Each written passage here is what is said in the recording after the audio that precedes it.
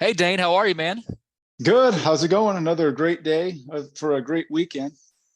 I heard So, you finally got a breather from calling all those games, man. How's the men's tournament going? oh, great. Out here in Newton, Kansas, calling the 75th annual. It's a That's big awesome, one, men's fast pitch tournament. So it's a great man. event, and I've got the opportunity to call a couple of games here. So it's a fun weekend. I love it that we can do stuff remotely. Thank God for technology, man. And Yeah. this was a lot of good softball going on. It's a big day though, because we always talked about with all sports and basically any influences that we have, whether it's Yeah. football, basketball.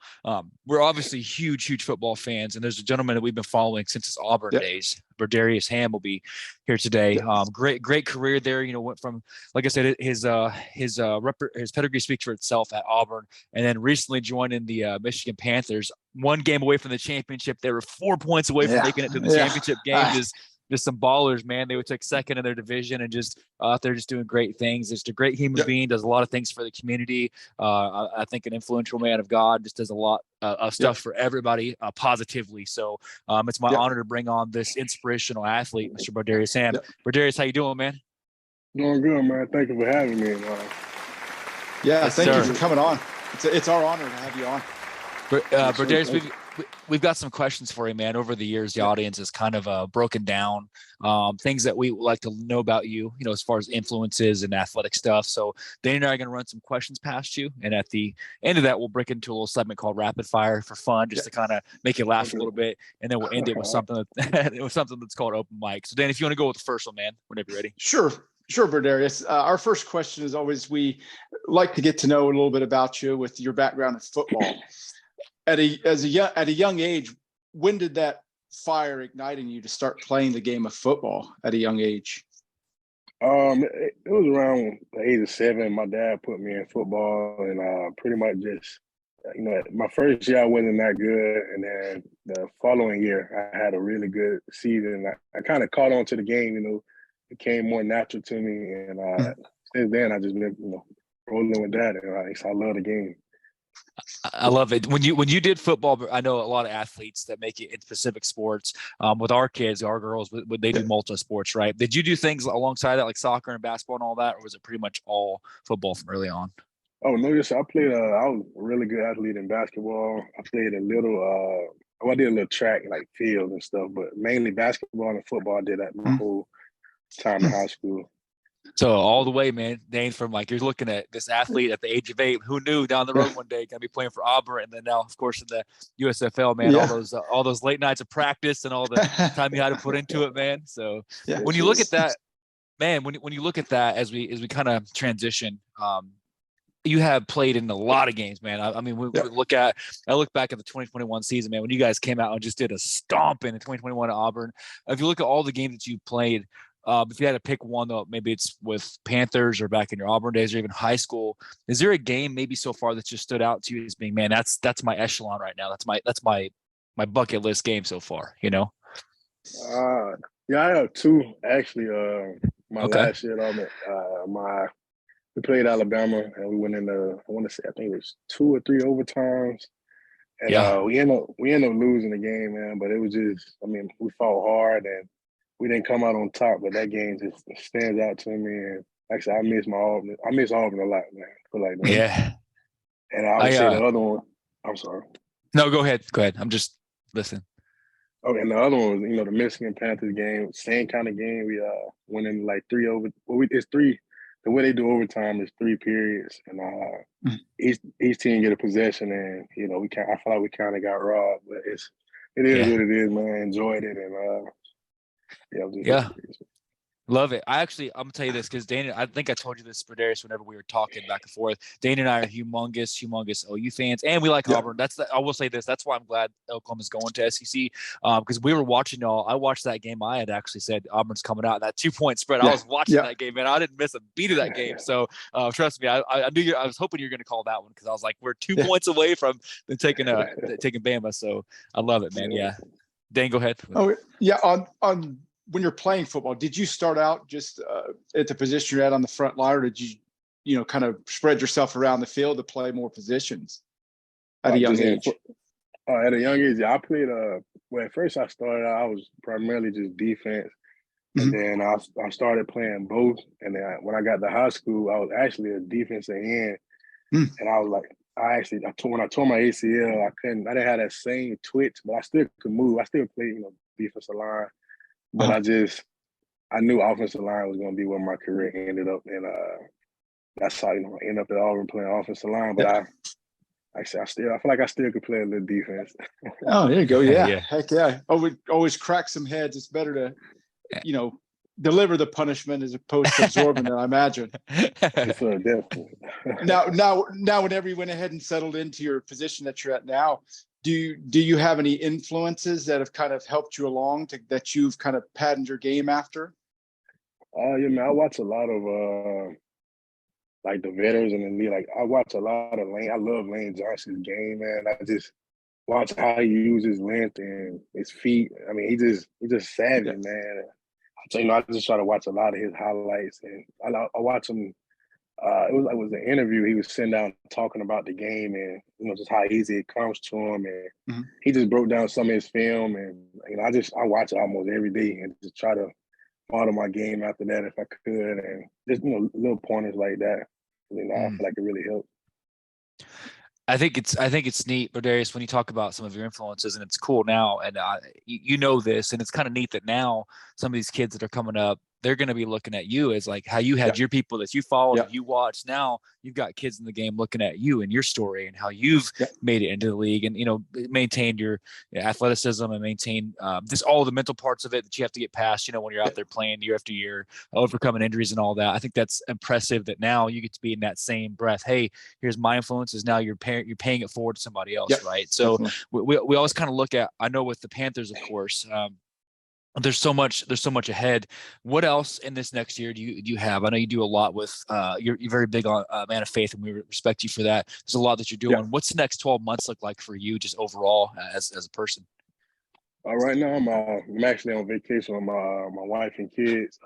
Oh. Being away from them in Michigan, man, it was hard. But my wife, she's a strong woman, and she helped me get through it. Because at first I didn't want to leave them, but she allowed me to go chase my dreams still. And like I said, I commend her for that. And she's a strong woman. So, but right now I'm just on vacation with my fam, trying to enjoy them. And when I get back, I'm trying to do some work around Auburn. Try to help my community as much as I can. So. I love that, man. And like I said, that's what I watched you play. And again, what always draws Dane and I into episodes like this is obviously you're an amazing athlete, but I love that you like to help people. And that's always stood out to us more because athletes, you don't have to do that. I mean, no one's forcing you to do things like that, but the fact that you want to give back and just help people, maybe just let them know, hey, you can do this, right? I just love that about and coaching and all those formats. I just think that's neat. Do you ever look at maybe it's younger teams or like maybe 14U or maybe younger kids? You ever maybe thought about coaching some teams too during off season and whatnot? Yeah, I have. I've reached out to some people about just like actually I reached out. I talked to a couple people at Auburn, and they right now they're on vacation, but he said he gonna get back to me. And I told him the kind of job I was looking for was if I had to coach, I'm cool with that. But just being around the guys and just trying to get them that knowledge that I didn't have when I was coming into college, and just knowledge of the game I have now rather than when I left Auburn, and try to help them the best way I can possible. And that's what I feel like my mission is. I love it, man. I love that. Dan, I'm gonna move on to rapid unless you have anything else. Yeah, no, I'm good. I'm just absorbing it all. I'm absorbing it all. Same here, man. I'm just listening to you, and it's like someone who's so dangerous on the line, that's so nice and gentle on an interview. I'm like, dude, it's so calm, I don't want to play on the other side of the ball for you, but no, man. So there's some questions that we always do, Brodarious. The fans over the years have given us all these just rando stuff, man. It's meant to make you laugh. It's nothing to do with like sports or deep, just personality questions that I think you'll get a kick out of. Now, Dane and I always bet on these, so the winner gets lunch. Now, Dane, you owe me 3 lunches, Dane, because I had you last week. So I'm down pretty bad here, so I'm counting on you. So, Dane, do you have your picks on those, man? You ready? Yeah, I think so. Yeah. Okay, so we've got 5 questions. The first one, you and the guys are on a road trip. Maybe you're doing like a team builder, so you're going to go in a bus across the country, and there's a movie that you have to play on repeat over and over and over again. You'll have to play it almost as if kind of to bring it together. Are y'all going with you have to watch Homeward Bound or Five Goes West on repeat? Homeward Bound. Oh, dang, I got that one wrong, Dan. Yeah, I'm wrong on that one. Okay, 0 for 1. Okay. Next one. Okay, so it's a debate question about who's the fiercer warrior. Now, again, these are meant to be funny, but who's a more strong warrior? Donatello, staff, Ninja Turtles, or are we going with the Green Power Ranger? Donatello. I gotta go Donatello. Oh yeah. Yeah, you can't go wrong with the Power Ranger, or you can't go wrong with the Turtles. Never, I'm actually 0-2 on that. I picked you for the Green Ranger, man. I did. So okay, well, here we go. So I'm 0-2. Dane, you got me on 1. Next one, you guys are having an eating contest, sitting around, game's over, everybody's hungry. They just order in like 500 wings. We're sitting down. All right, you're gonna have a competition. Are you going to go for Tabasco or ranch on all your wings? Ranch. I'd rather have ranch. Coming back, Dan. I'm coming back. 1 for 3. All right. I'm a Tabasco fan, so I hope everybody is. So. Okay. So I'm 1 for 3. Are you 2 and 2, Dane? Or wait, you 2 for 3? I'm 1 for 3 here. So we're tied. Next one. I'm looking to rally though. So next one, you get an opportunity and you have to actually, as a athlete, you're invited to call a game for these 2 unique sports. Okay. So Brodarious, you get the chance to call one of these 2 sports. They're trying to make it go into the Olympics or something. They're making it a big thing. You get to either call a world hacky sack tournament or a world yo-yo tournament. Which one are you going with?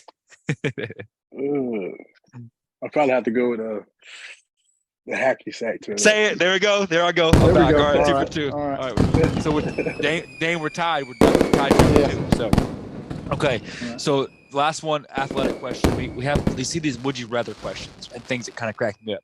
So I hope this never happens. Let's say that you have a cracked tailbone. I just hope it never happens, but this is the injury, and you're forced to. You have to do 50 push-ups with that cracked tailbone, or do a 1-mile run. Period. Which one are you going with? 50 push-ups. Oh my God. Okay. All right. I'm 2 for 5, Dane. Did you get that one? Yeah. Nope. 2 for 5. Okay. Well, I guess man. But no, it's just a little fun thing we do, man. But it's just kind of a fun little segment called Rapid Fire. Yeah. Meant to just be silly. Questions they send us, just kind of pick your brain. So I appreciate that. Yeah. Dane, I'll give you back that last segment, man. So sure, Brodarious. In this final segment, we call this an open mic. We kind of open the floor up to our guests to kind of, let them tell someone maybe a philosophy or a mantra they've carried with them through their years of playing sports and their various professions.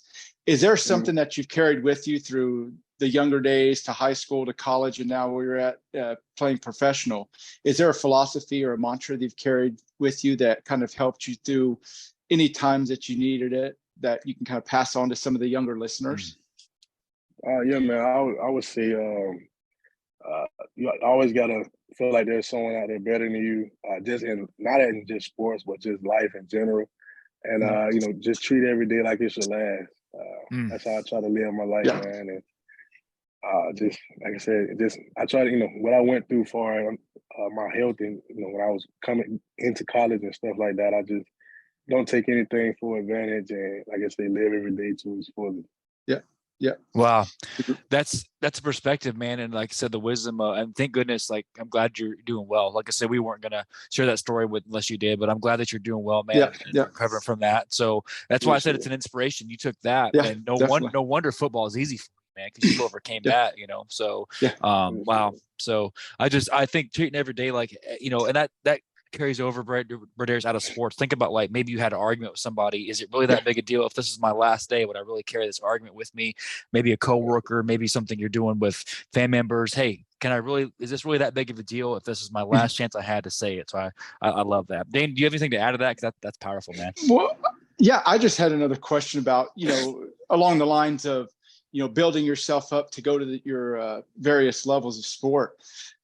At what age did you realize, okay, I can play this sport, I can do it at another level, and let's just see where this goes? At what age did you decide to pursue football on this scale? It's a funny question, man. You got time for a story? Yeah, Sure. absolutely, Oh, yeah. absolutely, I'll keep it absolutely. short. My freshman year of high school, I love football. My dad had me in football my whole life, and when my freshman year, I was in PE class, playing basketball with some of my teammates, and I got called to the office. It was a Georgia scout in there, and he said, "Hey, how you doing?" I introduced myself, and he said, "Man, we want to offer you." And I was like, offer me what? Like, I'm a freshman in high school. I'm fresh out of middle school, so I'm like, offer me what? And he was like, a scholarship. And I'm like, oh, okay. Well, I still didn't know what a scholarship. I just knew how to play football, and I knew I loved football. And I went back out to play ball, and I told my teammates, I was like, he said he's going to offer me. I'm like, I don't know what he's offering me, but it was like a scholarship, man. I was like, oh, okay, like to go to Georgia. Like, yeah. I'm like, oh, okay. So that's when it really clicked for me. Like, I really can, possibly get to the next level, man. Yeah. From that day forward, I just, it kind of took off for me. Man, Wow. I think that's crazy. And like at that moment, you're just still loving the game. You did it for the love of the game, man. Like that's it just ain't it. It's why I said, Brodarious, when I messaged you first off, and I usually say when we ask people to come on the show, like we'll give it 2 or 3 months and all that. I don't ever expect and all that. You're like absolutely the humility of someone at your level, which is elite level, to be so kind to us. I mean, we're pretty grateful for what we have, but that's you are very humble, even though you're at the top of your game, and those are the best kind of athletes, the ones that don't take it for granted, and just I love it. Man. Well, Brodarious, I know that Dane and I, again, we always say the next generation of sports is in good hands. Like I said, whether it's football, we do a lot with softball. I do hope you get to coach well after your career's done, man. I want you to play. I want to keep watching you play. I can't wait to get back out there, man, on various levels. But definitely the sport is in good hands, and it's been our absolute privilege to get to track you down. Please be known that's the first of many. Please come back on in the future. We'd love to have you back, man, as we continue to expand the show and cheer for you for the rest of your career. Okay, so. Okay, yeah, man. Thank you for having me. Like I said, anytime I'm open to it. I love it, man. Excellent. We'll get this out as soon as we can. I appreciate you, Brodarious. You're welcome to drop off, and we'll get to work on getting this out for everybody to hear it. Okay, so. All right, thank you. Have a good vacation, man. Appreciate you, man. Happy 4th. Same to you, man. Bye. So Dan, I told you, man, looking at the way he breaks down just everything, just as cool as a cucumber, just so awesome. What do you think of that? That was awesome. Just hearing how he's come up through the ranks and had to work for everything he's got. I mean, that's what's endearing to me about all these athletes we talk to, just how much they had to go through and their mindset going through and the people that they've leaned on and they're influenced by. It could come from anywhere. It could be a coach, it could be a parent, it could be another player. Listening to the influences from these athletes is something I take with me, and I tell my daughter about. You never know where an inspiration will come from. So that's what I enjoy about all these athletes we bring on. I love that, man. He's so cool. And again, I didn't want to go there, but he kind of talked about overcoming his health stuff. And he's an inspiration. You guys look him up. Like I won't give away someone else's story. Just look up Brodarious Hamm. Look at his stories about him, and just it'll just make you just want to shake his hand. He's a great guy, So so kind, man. So it'll make you want to follow his story and watch him as he goes along in his career. Man. Well, man, that's one. We got 2 more. I know, Dane, you're calling a game for the last one, which is cool. We've got Kyle, our buddy Kyle. He's a budding musician doing well. But the next one, we've got one more before we end the day in the studio. There's a gentleman that we all know very well, and Brodarious knows him too. Kenneth Mann, a little legend from a little program called Oklahoma Football. We all know. So Kenneth is stopping by. We're grateful to track him down. He said he'd love to do it, and that's what I'm saying. The most people like Brodarious and Kenneth, the most successful ones are the kindest. So I'm just grateful to get that rolling. So we're gonna take a little breather. Back for the next episode with Kenneth, and I hope you have a great day. And as always, don't forget that we love you. And Dane, thank you for listening. All right, man. That's cool.